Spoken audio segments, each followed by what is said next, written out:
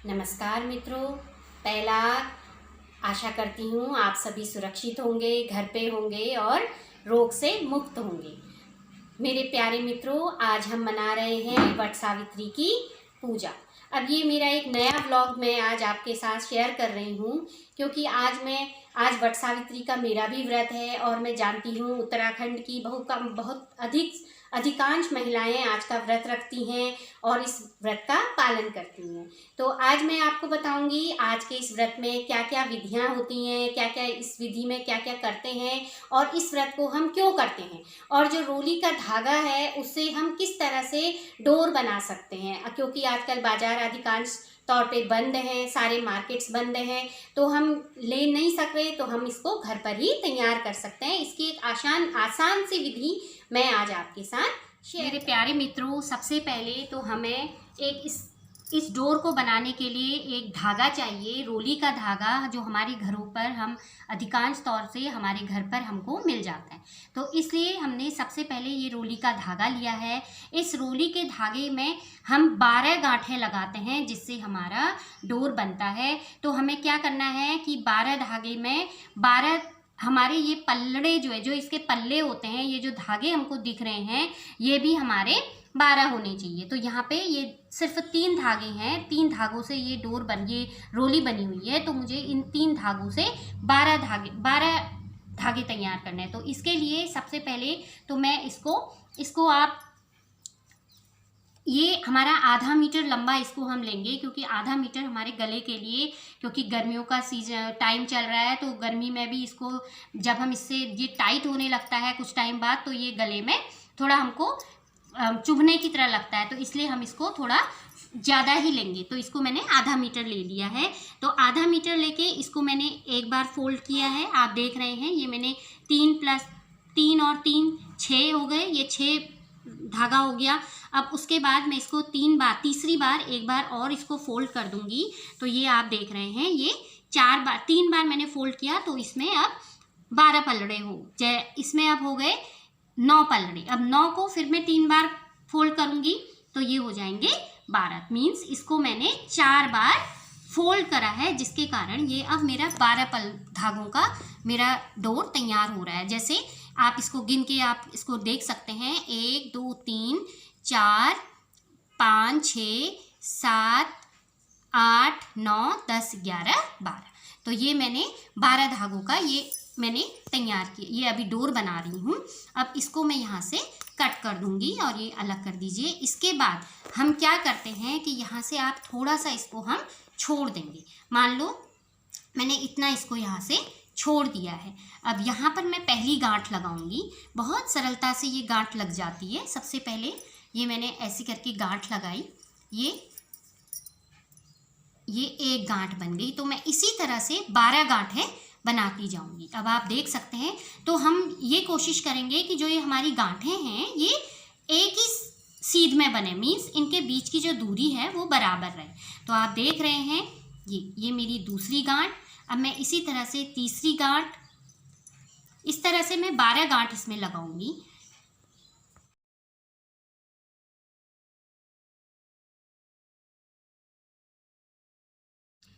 जैसा कि आप देख रहे हैं मित्रों, ये मेरे 12 पल्लों का डोर तैयार हो गया है। तो इसमें आपको ध्यान रखना है कि जो हमारी रोली है वो 12 धागे, उसमें हमने 12 फोल्ड करने हैं। मीन्स उसमें जो धागे हैं वो 12 होने चाहिए और 12 ही गांठें भी होनी चाहिए। तो ये मेरा डोर तैयार हो गया है, जो मैंने अपने घर पर ही तैयार किया है, क्योंकि लॉकडाउन की वजह से हम कहीं जा नहीं सकते हैं और इसको ले नहीं। ये मैंने वट का पेड़ है मेरा, जो मैं मंदिर न जा सकने के इस लॉकडाउन, इस समय ये बड़ा टफ पीरियड चल रहा है, बहुत कोरोना की महामारी के कारण हम घर से बाहर नहीं निकल पा रहे हैं। तो मैंने ये घर पर ही ये वट वृक्ष अपना बना रखा है, लगाया हुआ है, जो आप देख सकते हैं। तो अब मैं इसकी पूजा करूँ। सबसे पहले हमने वट वृक्ष के एक दिया रखेंगे और इस पर धूप सबसे पहले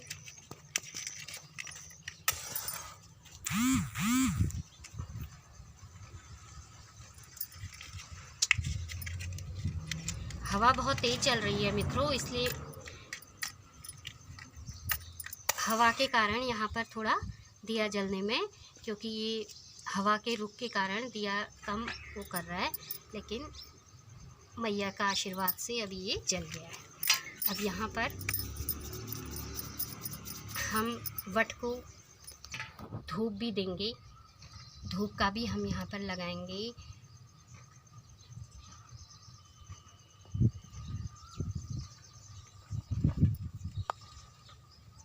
हवा बहुत तीव्रता से चल रही है आज।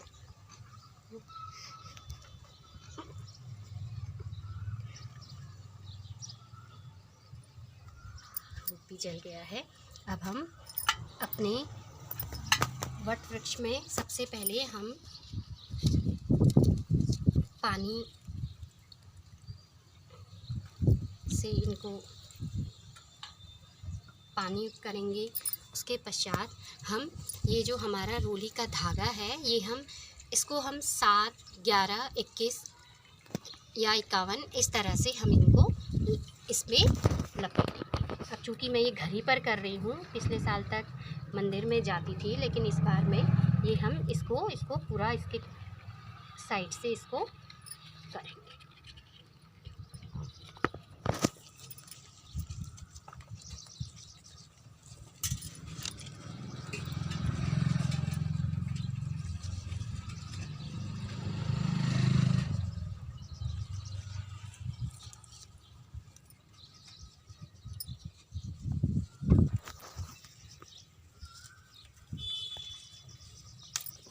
मैंने इसको 7 बार अपनी वट वृक्ष को मैंने लपेट लिया है। अब मैं इसको रोली और टीके से इनका पूजन करूंगी, जो आप देख रहे हैं।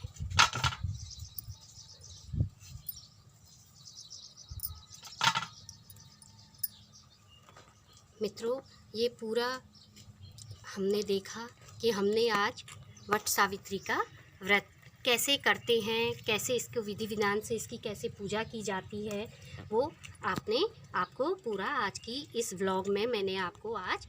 अब मित्रों, अपनी पूजा अर्चना को करने के पश्चात आज हम इस व्रत में हम सत्यवान और सावित्री की कथा को पढ़ेंगे या सुनेंगे।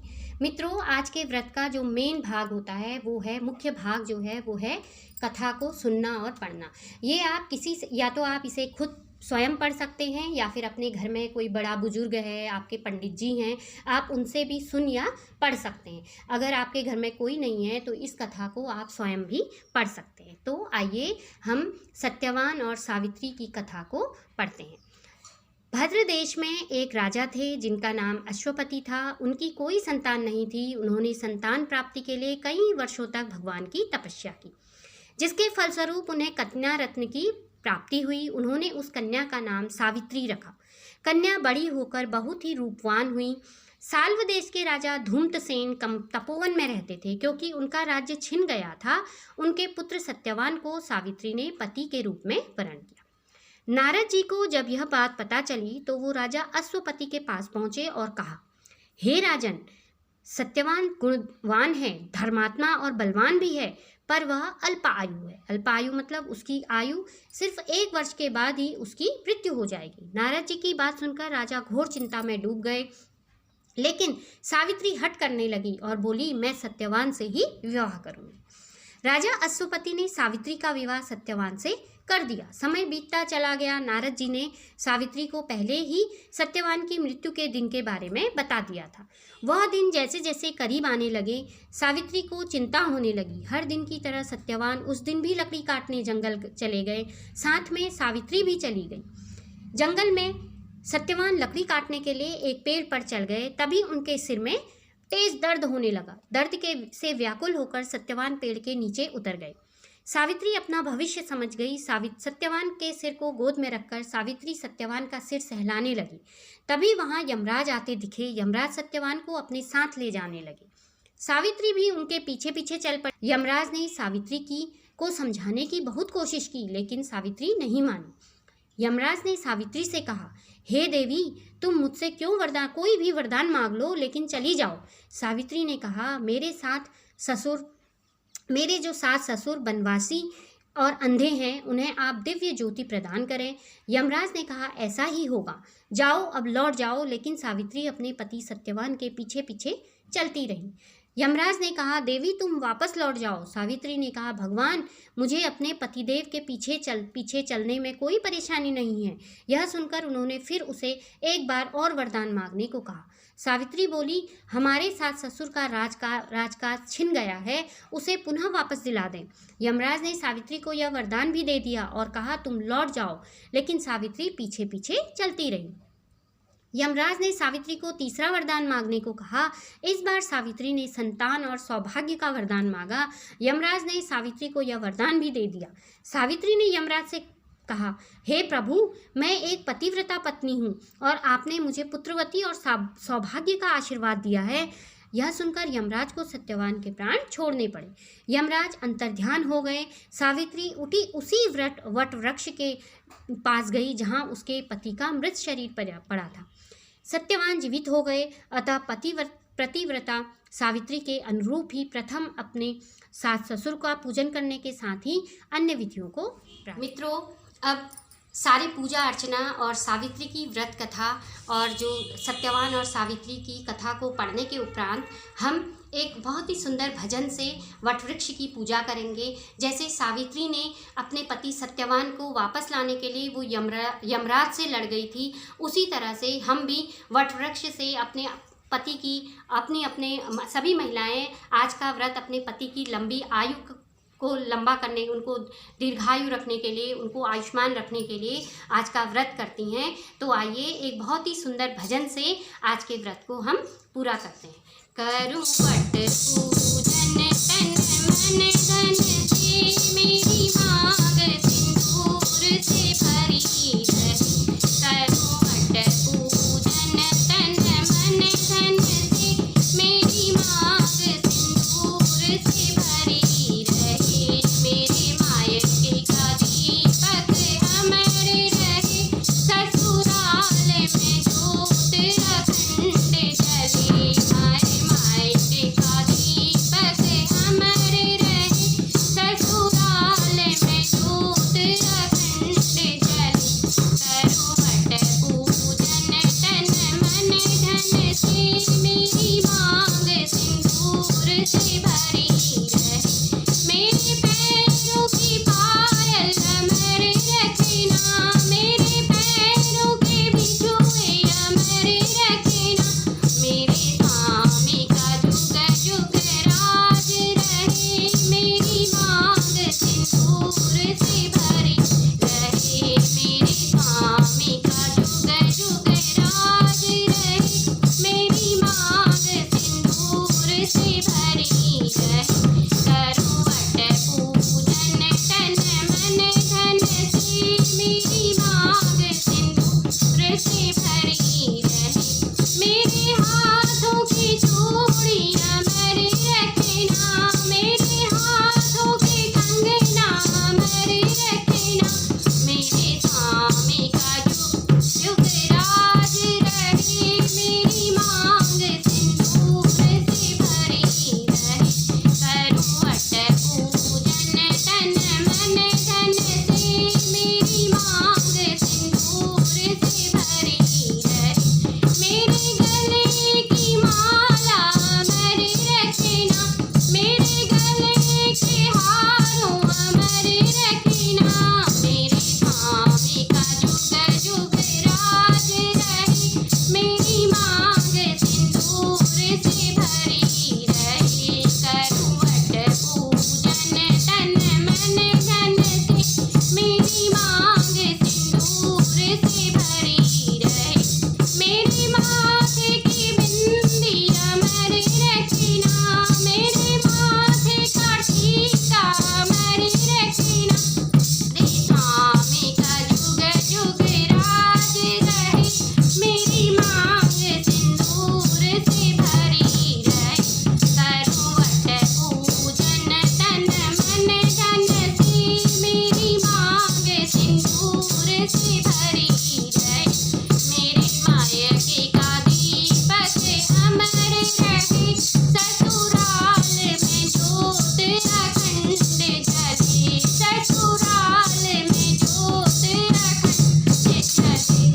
जय मैया। है मेरा कि आप मेरे इस ब्लॉग को लाइक कीजिए, सब्सक्राइब कीजिए और बेल आइकन को बजाना न भूलिए, क्योंकि अगली बार से भी मैं आपको इसी तरह से कुछ दिलचस्प और इंटरेस्टिंग वीडियोस आपके साथ शेयर करूँगी। सो आप लोगों का बहुत बहुत धन्यवाद और आप सभी मेरी महिला मित्रों को आज के वट वृक्ष की और वट सावित्री मैया की बहुत बहुत बधाइयाँ और शुभकामनाएं।